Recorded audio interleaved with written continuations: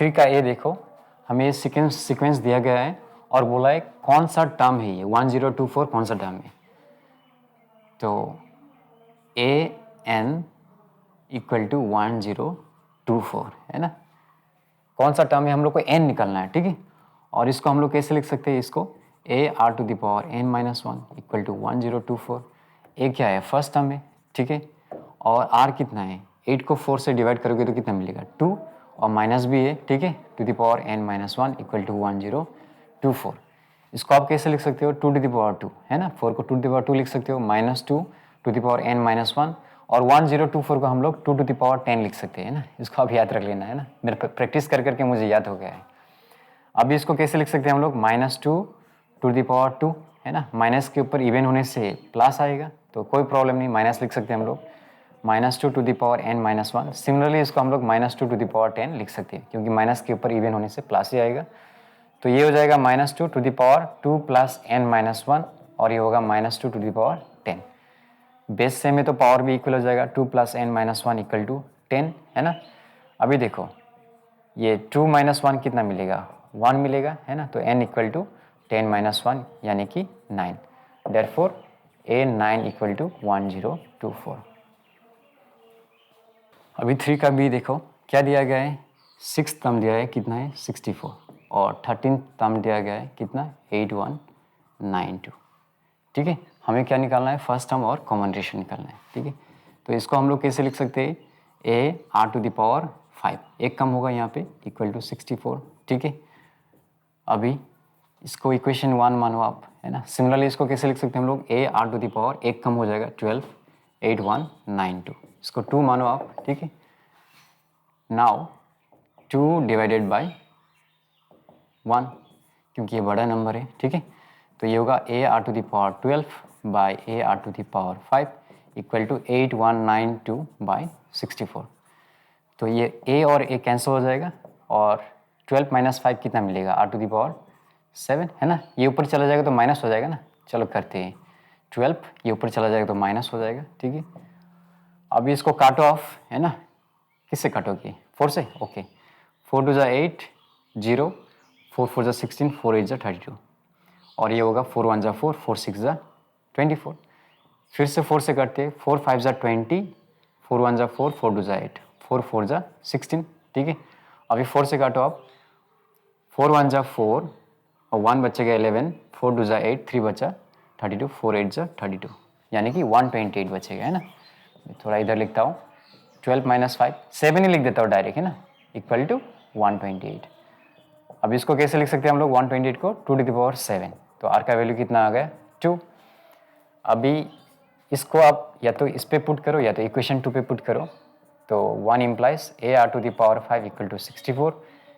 ए का वैल्यू कितना है ये निकलना है, आर का वैल्यू कितना है 2 to the power 5 equal to 64। तो ये हो जाएगा a into 2 to the power 5 कितना होता है 32 इक्वल टू 64, 32 2 जा 64, तो ए का वैल्यू कितना आ गया 2। Therefore a equal to 2, r equal to 2। अभी 3 का सी देखो, क्या दिया गया है, थर्ड टर्म दिया गया है हमें कितना है 4, ठीक है। हमें क्या निकालना है, टू फाइंड है ना, क्या निकालना है हमें, product of the first 5 terms, यानी कि ए इंटू ये फर्स्ट टर्म है, ये सेकेंड टर्म है ना, ये थर्ड टर्म, सॉरी प्रोडक्ट, ये फोर्थ टर्म और ये फिफ्थ टर्म, ठीक है। इनका प्रोडक्ट निकालना है हमें, ठीक है।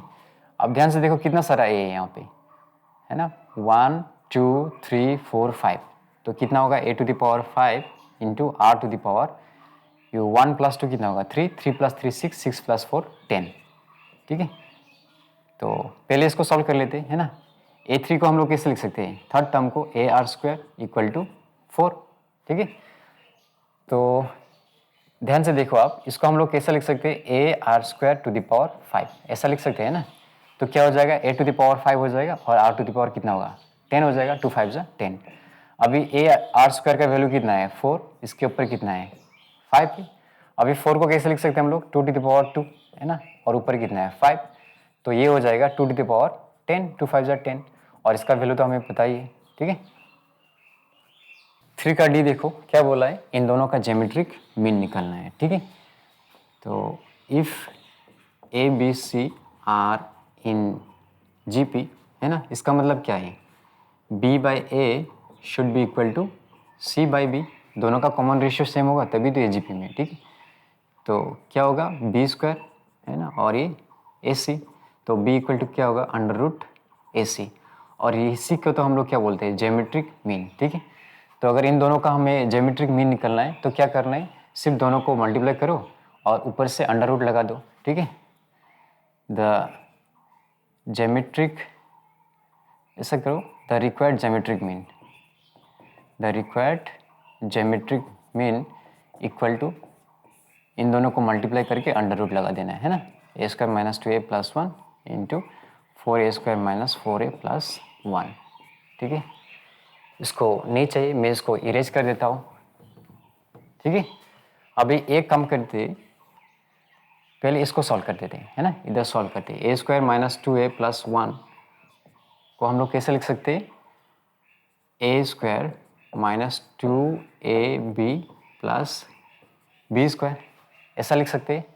या एक काम करो, इधर ही लिख देते हैं यार, है ना, A² - 2ab + b², इसको ऐसा लिख सकते हैं हम लोग, और इसको A² - 2ab + b², ठीक है। तो ये तो a - b² वाला फॉर्मूला में आ गया, यानी कि a - b², और ये आ गया, ये भी a - b² वाला फॉर्मूला में आ गया। तो ये रूट से बाहर हो जाएगा और ये भी रूट से बाहर आ जाएगा, तो यही है ज्योमेट्रिक मीन, ठीक है।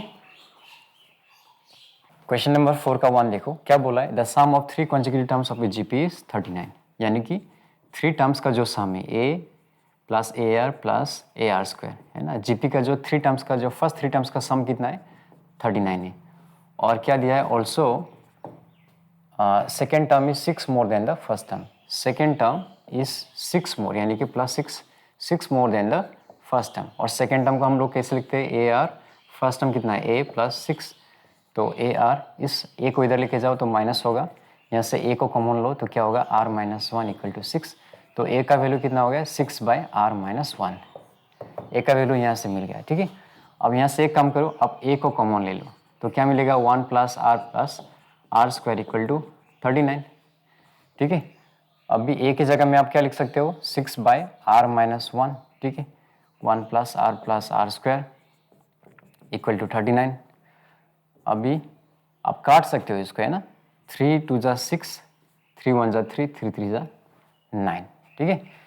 तो क्या होगा 2 × 1 + R + R², ठीक है, = 13 इंटू, इसको क्रॉस मल्टीप्लाई कर दो आप तो R - 1 यहाँ पे आएगा, तो क्या होगा, ये होगा 2 + 2R + 2R², और ये होगा 13R - 13, ठीक है।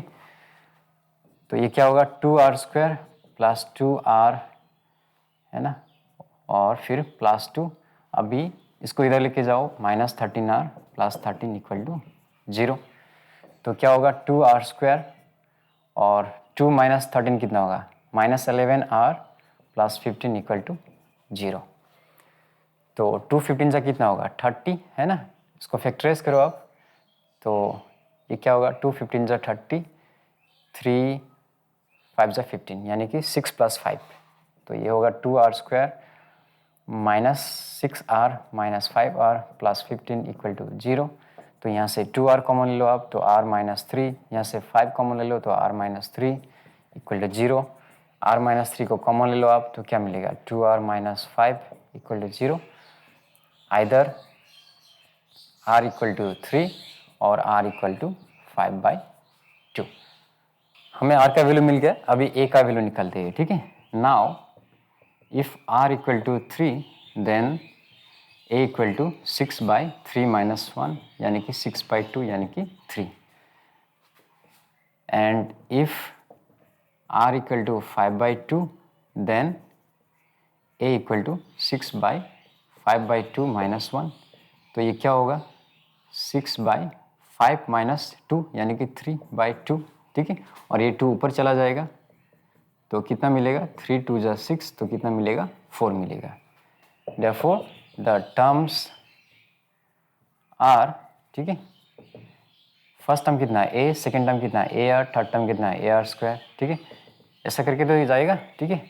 अभी ए कितना है हम लोग का, ए 3 है ना, और 3 इंटू आर भी कितना है 3, ठीक है, फिर 3 इंटू 3 स्क्वायर, ऐसा करके तो जाएगा, यानी कि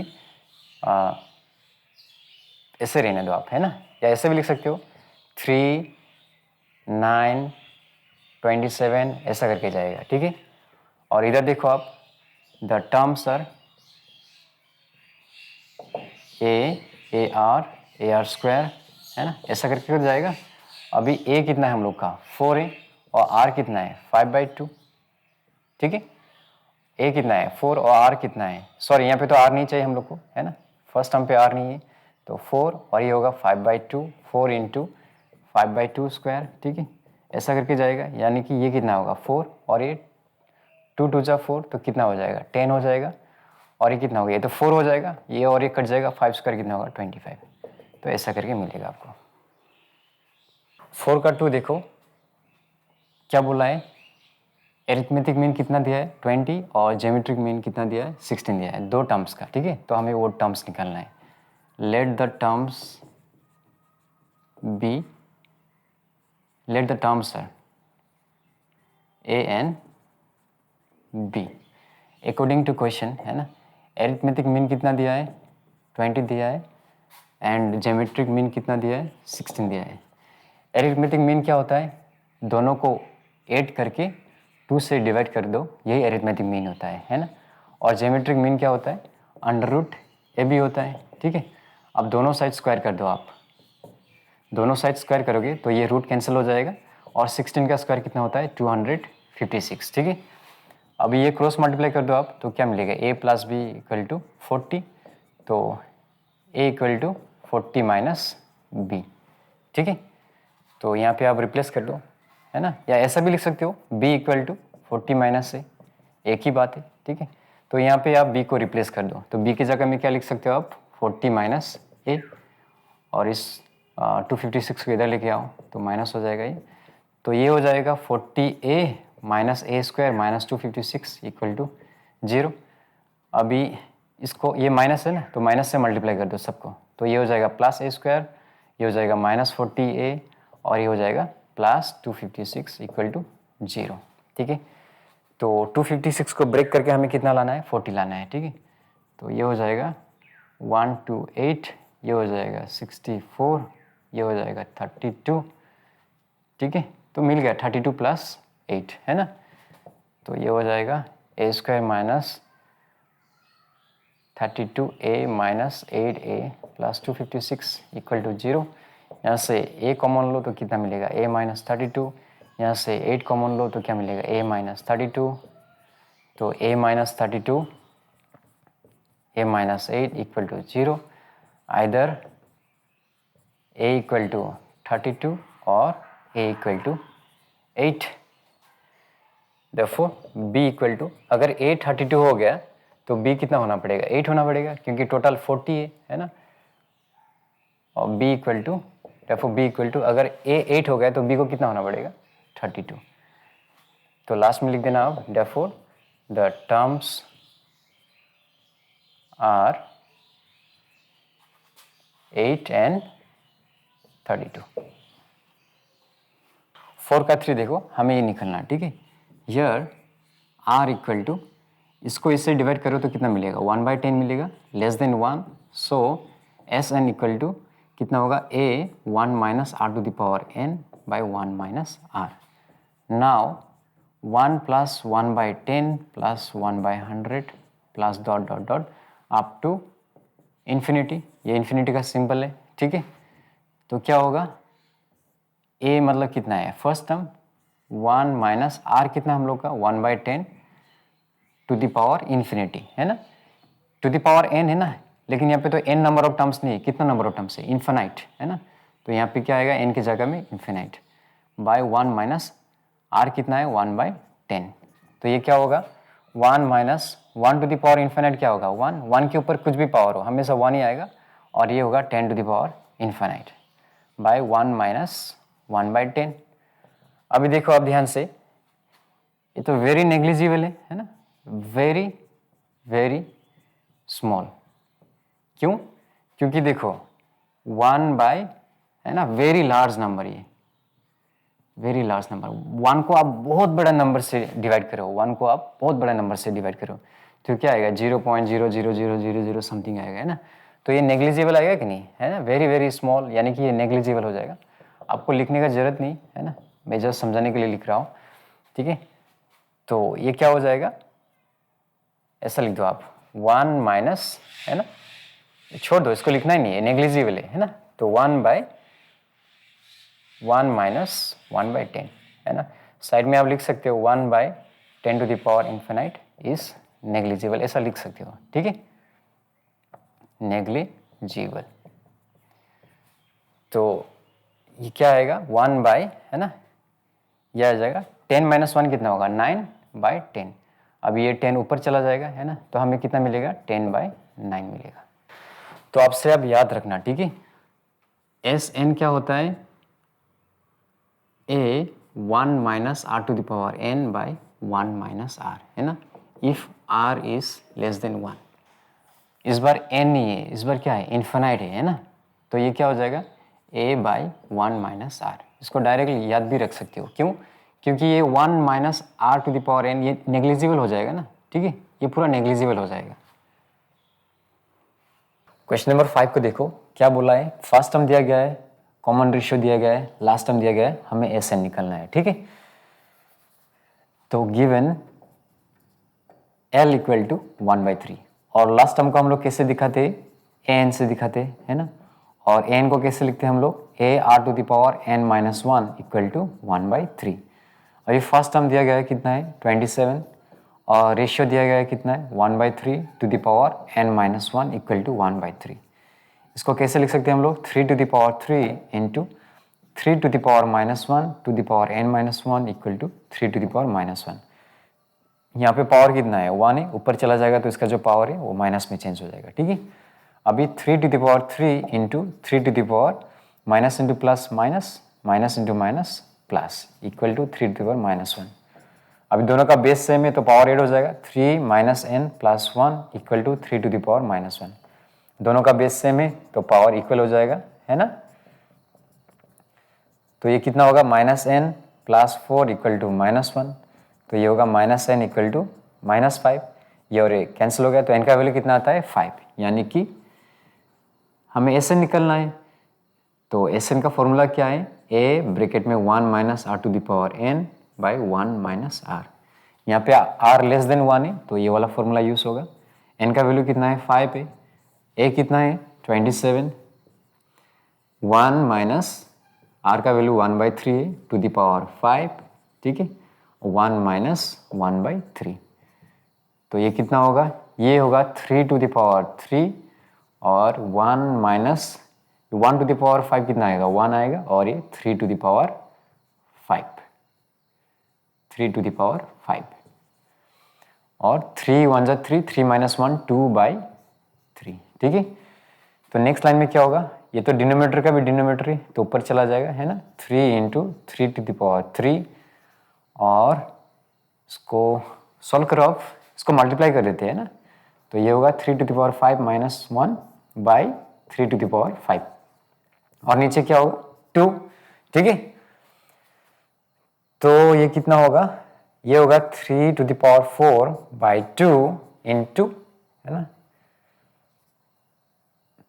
3 to the power 5 minus 1 by 3 to the power 5।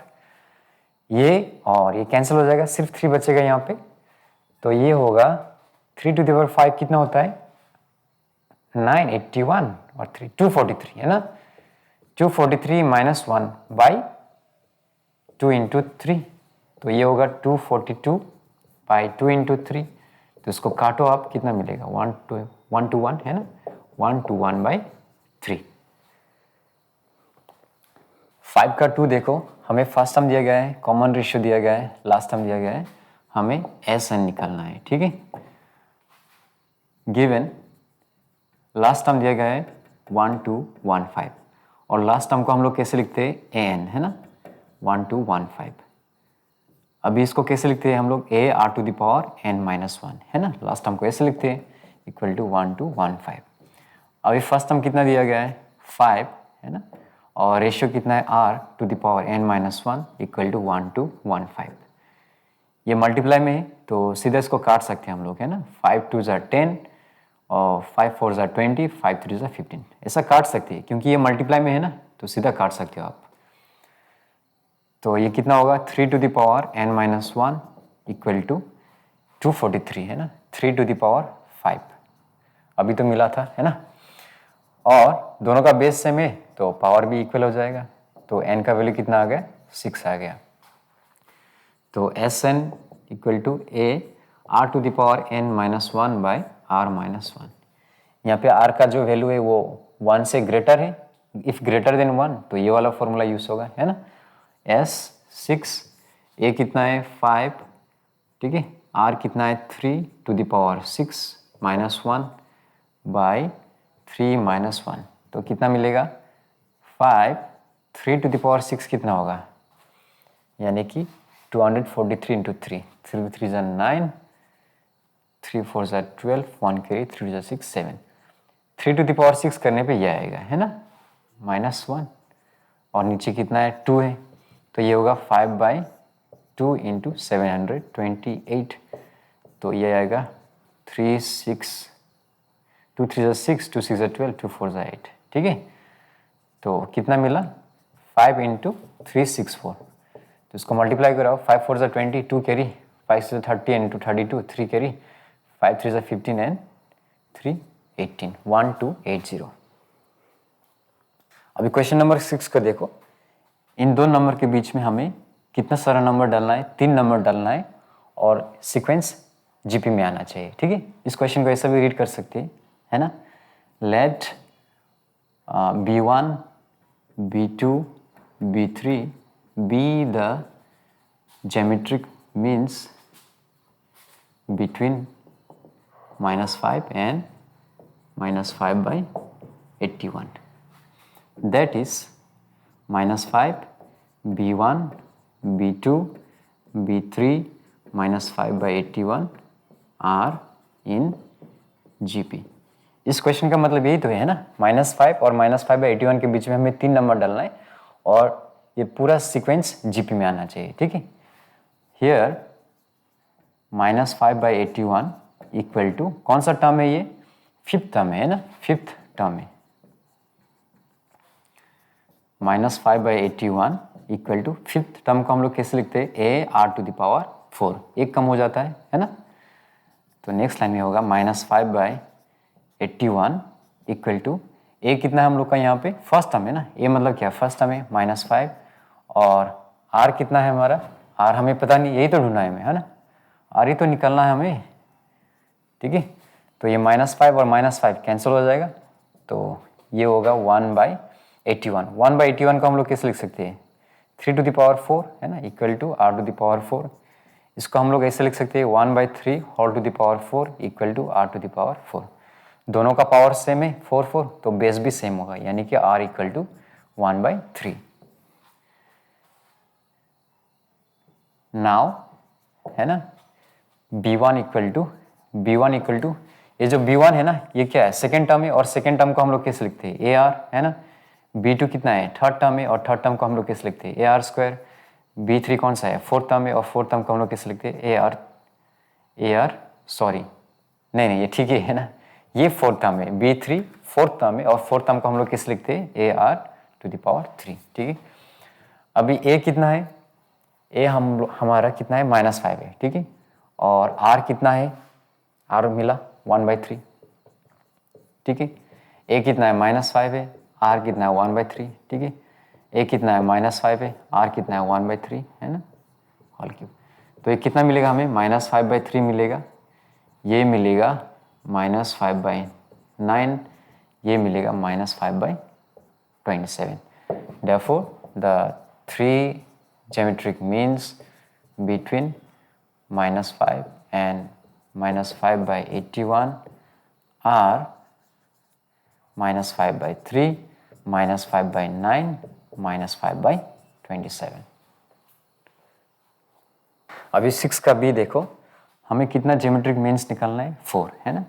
let B1, B2, B3, B4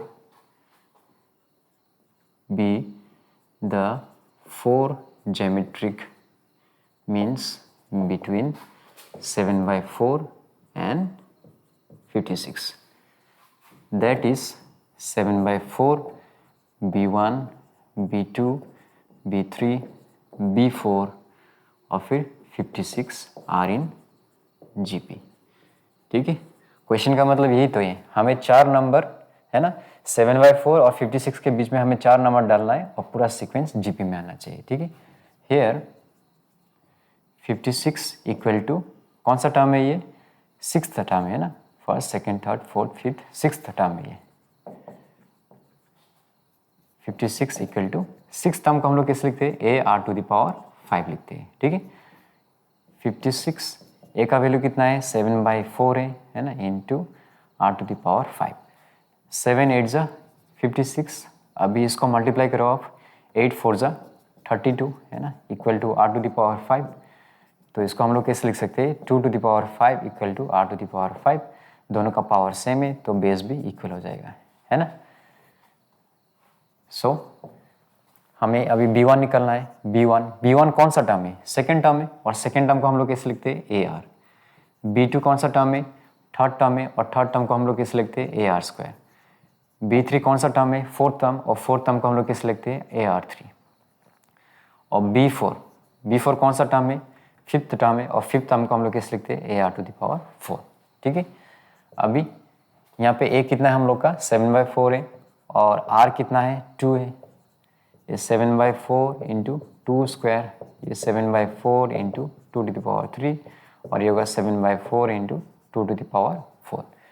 तो ये कितना होगा, 7/2 होगा, है ना, 2 2 4, ये 4 और 4 कट जाएगा तो कितना मिलेगा, 7 है ना.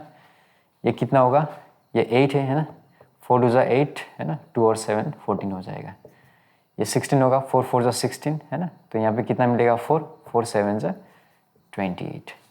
Therefore, the 4 geometric means between 7/4 and 56 are कितना होगा, 7/2, 7, 14, 28. 6 का C देखो, कितना geometric mean चाहिए हमें, 3 है ना. Let G1, G2, G3 be the geometric means between 1/9 and n. That is 1/9 G1, G2, G3, 9 are in GP, है ना. क्वेश्चन का मतलब यही तो है, 1/9 और 9 के बीच में हमें 3 ऐसे नंबर डालने हैं कि सारा सीक्वेंस GP में आना चाहिए. ठीक है, हियर 9 इक्वल टू कौन सा टर्म है, ये फिफ्थ टर्म है. ठीक है, तो 9 इक्वल टू है ना, फिफ्थ टर्म को हम लोग कैसे लिखते हैं, AR⁴. ठीक है, अभी A का वैल्यू ऑलरेडी दिया गया है, कितना है, 1/9. ठीक है, और फिर R⁴. अभी क्रॉस मल्टीप्लाई करो आप, 9 9 से कितना होगा, 81 इक्वल टू R⁴. इसको कैसे लिखते हैं हम लोग, R⁴ है ना, सॉरी 81 को हम लोग कैसे लिखेंगे, 3⁴ इक्वल टू R⁴. दोनों का पावर सेम है तो बेस भी इक्वल हो जाएगा, यानी कि R का वैल्यू कितना आ गया, 3 आ गया, है ना. सो या नाउ कुछ भी लिखो आप, G1 इक्वल टू, ये G1 कौन सा टर्म है, सेकेंड टर्म है, और सेकेंड टर्म को हम लोग कैसे लिखते हैं, AR है ना. G2 कौन सा टर्म है, थर्ड टर्म है, और थर्ड टर्म को हम लोग कैसे लिखते हैं, AR². G3 कौन सा टर्म है, फोर्थ टर्म है, और फोर्थ टर्म को हम लोग कैसे लिखते हैं, AR⁴. ठीक है, अभी फर्स्ट टर्म ऑलरेडी दिया गया है 1/9, और R कितना है, 3, 1/9, ये 3² होगा, है ना, 1/9 और ये R⁵. ठीक है, तो कितना मिलेगा, ये 1/3 है ना, और ये 1 मिलेगा, और ये कितना मिलेगा, ये तो 9 3 27, तो यहाँ पे 3 मिलना चाहिए. Therefore, the 3 geometric means between 1/9 and 9 are 1/3, 1, 3. मैंने यहाँ पे G1, G2, G3 लिया है ना, पहले B1 B2 B3 लिया था, है ना, कुछ भी ले सकते हो आप, कुछ भी अल्फ़ाबेट, नो प्रॉब्लम। अभी 6 का D देखो, है ना, कितना सारा ज्योमेट्रिक मीन्स चाहिए, 6, है ना, तो late G1 G2 G3 G4 G5 G6 be the geometric means between 128 and 1। यहाँ पे आप B1 B2 B3 B4 B5 B6 C1 C2 C3 कुछ भी ले सकते हो, है ना, आपका मर्जी है। दैट इज 128, फिर G1, फिर G2 G3 G4 G5 G6 1 are in GP। Here 1 equal to कौन सा टर्म है ये, 1 2 3 4 5 6 7 8th टर्म है ना, 1 इक्वल टू 8th टर्म है, ठीक है। तो 1 इक्वल टू 8th टर्म को हम लोग कैसे लिखते हैं, A R to the power 7, तो ये होगा 1 इक्वल टू ए हमें हमारा कितना है 128 है ना, into are to the power 7, तो ये होगा 1 इक्वल टू 128 को हम लोग कैसे लिख सकते हैं 2 to the power 7 into are to the power 7, तो ये होगा 2 into are to the power 7, है ना। इसके ऊपर भी पावर 7 है, इसके ऊपर भी पावर 7 है, तो होल टू द पावर 7 लिख सकते हैं हम लोग, है ना। और इसके ऊपर भी हम लोग 1 टू द पावर 7 लिख सकते हैं, क्योंकि 1 टू द पावर 7 कितना मिलेगा, 1 ही मिलेगा, ठीक है। ऐसा करके लिख देते हैं। तो दोनों का पावर सेम है, तो बेस भी तो इक्वल होगा, यानी कि 2r equal to 1, 2r equal to 1, तो r इक्वल टू कितना आ गया, हाफ आ गया। सो G1 इक्वल टू, G1 कौन सा टर्म है, सेकेंड टर्म है, और सेकेंड टर्म को हम लोग कैसे लिखते हैं, AR, है ना। G2 कौन सा टर्म है, थर्ड टर्म है, थर्ड टर्म को कैसे लिखते हैं, AR square. G3 equal to AR3, है ना। G4 equal to AR4, G5 equal to, है ना, AR5, और G6 कौन सा टर्म है, सेवन टर्म है, और सेवन टर्म को हम लोग कैसे लिखते हैं, AR to the power 6।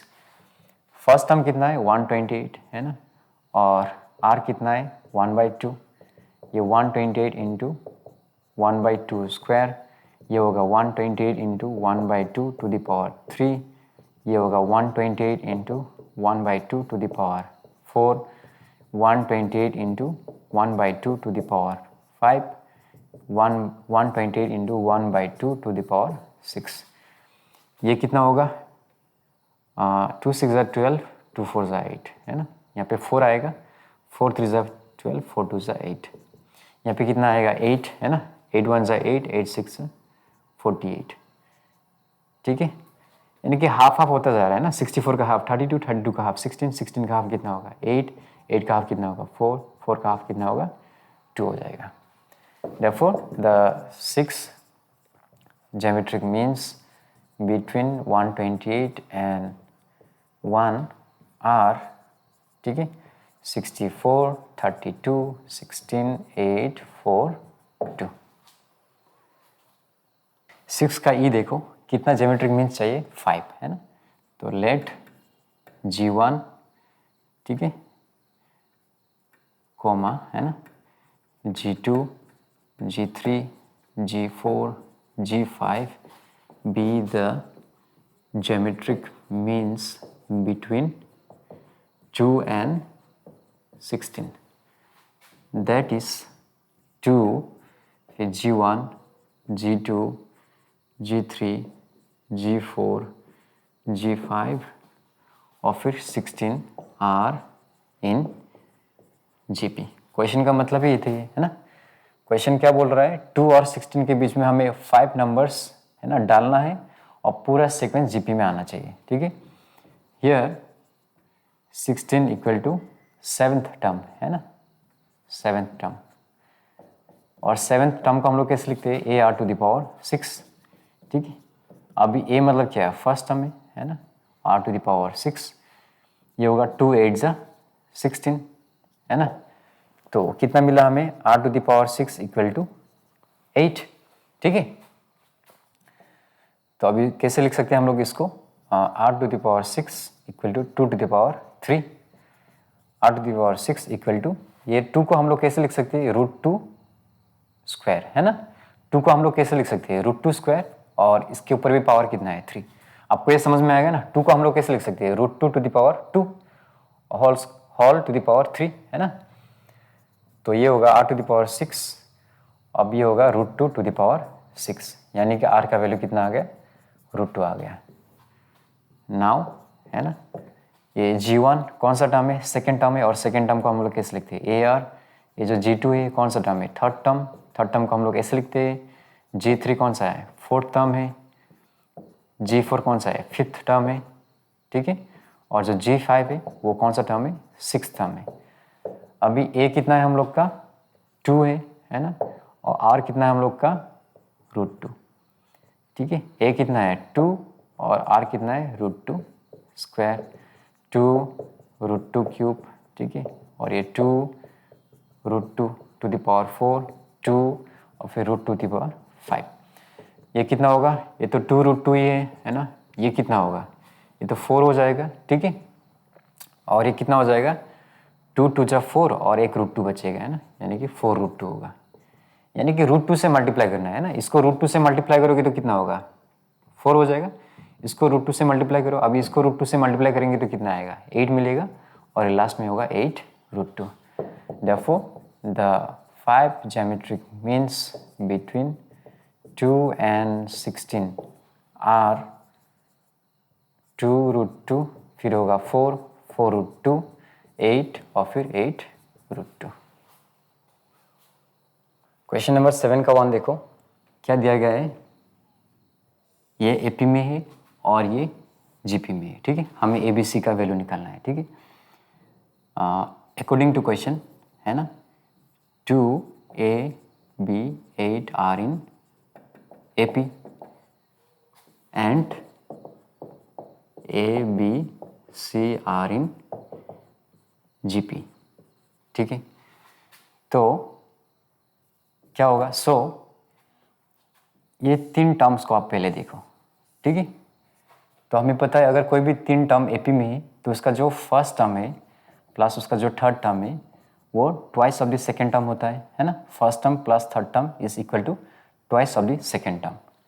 Similarly अभी ये 3 टर्म्स को कंसिडर करो आप, first term plus third term is equal to twice of the second term, है ना। First term plus third term is equal to twice of the second term. और हमें पता है यहाँ पे क्या होता है, under root of first term and third term is equal to the second term, है ना। अगर ये 3 GP में तो ऐसा मिलता है हमें, ठीक है। अभी ध्यान से देखो, एक काम करो, यहाँ पे दोनों साइड स्क्वायर कर दो आप, तो क्या मिलेगा, AC इक्वल टू B², ठीक है। अभी एक काम करते, A इक्वल टू 2B - 8, है ना, इसको उधर भेज दिया, ठीक है।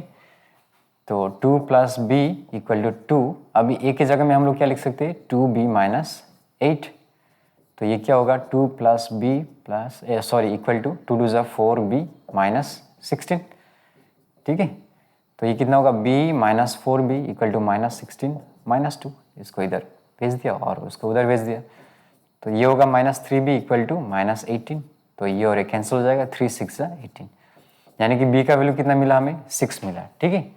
तो यहाँ से A का वैल्यू मिल जाएगा, है ना। Therefore A equal to 2B - 8, तो B का वैल्यू कितना है, 6 - 8, यानी कि 12 - 8 कितना मिल गया, A का वैल्यू 4 मिल गया। तो यहाँ से आप C का वैल्यू भी निकाल सकते हो, C इक्वल टू, वैसा लिखो, Therefore C equal to B² A, तो C इक्वल टू B कितना है यहाँ पे 6, है ना, तो 6² और A कितना है 4, ठीक है। तो ये होगा 36/4, यानी कि 4 9 = 36, तो C का वैल्यू कितना आ गया, 9। Therefore A equal to 4, B equal to 6, C equal to 9। Question number 7 का 2 देखो, क्या बोला है, A और B 2 पॉजिटिव नंबर है और इनके बीच में कितना सारा ज्योमेट्रिक मीन है, n ज्योमेट्रिक मीन से, है ना, G1 G2 G3 ... n geometric mean से, ठीक है। और क्या बोला है, also G1 equal to G, जो फर्स्ट ज्योमेट्रिक मीन है उसका वैल्यू कितना है, जी है ना। नाउ ठीक है, ये तो जीपी में है ना, आर इन जीपी, ये तो जीपी में। अब ध्यान से देखो, ये जो बी है ये कौन सा टर्म है, यहाँ पे कितना सारा टर्म है टोटल, यहाँ पे n टर्म्स है, ठीक है। तो n प्लस वन है ना, n प्लस वन, तो कितना सारा, ये b कौन सा टर्म है, n प्लस टू टर्म है ना, n प्लस टू टर्म। तो इसको कैसे लिखेंगे हम लोग, a r to the power n plus two minus one है ना, n माइनस वन, तो कितना मिलेगा हमें, n प्लस वन मिलेगा है ना। या आप ऐसा भी लिख सकते हो n plus two minus one, आपका मर्जी। तो नेक्स्ट में होगा b equal to a r to the power n plus one, ठीक है। अभी b इक्वल टू, अभी यहाँ से हम लोग कॉमन रेशियो निकाल लेते हैं, ठीक है। r कैसे निकालते हैं, second term divided by first term, ठीक है। और हमें g1 का वैल्यू ऑलरेडी दिया गया है, कितना है, g है ना। तो r का वैल्यू कितना आता है, g बाई ए, r का वैल्यू आता है g बाई ए। इसको थोड़ा अच्छा से लिख देता हूँ, g by A to the power n plus one. तो नेक्स्ट में क्या होगा, b इक्वल टू a है ना, ये होगा g to the power n plus one by A to the power n plus one. तो b equal to a into A to the power minus n plus one into G to the power n plus one है ना। ये denominator में numerator में चला जाएगा तो इसका पावर का साइन चेंज हो जाएगा, ठीक है। तो क्या होगा, b equal to A to the power, यहाँ पे कितना है, वन है ना, तो one minus n minus one, minus into plus minus, minus into plus minus, G to the power n plus one. तो ये कितना होगा, b इक्वल टू है ना, b इक्वल टू ये प्लस और ये माइनस कैंसिल हो जाएगा, तो क्या मिलेगा, a to the power minus n है ना, और g to the power n plus one. तो मैं यहाँ पे लिख रहा हूँ, नेक्स्ट लाइन में क्या होगा, b, इसको आप नीचे भेज दो है ना, इसको नीचे भेज दो, equal to g to the power n plus one, इसको नीचे भेज दिया है ना। अब अगर इसको आप ऊपर लेके जाओगे ना तो इसका पावर क्या हो जाएगा, प्लस हो जाएगा, यानी कि a to the power n into b equal to g to the power n plus one है ना। इसको आप अरेंज करके लिख दो, g to the power n plus one equal to A to the power n b है ना। Proof हो गया या शॉर्ट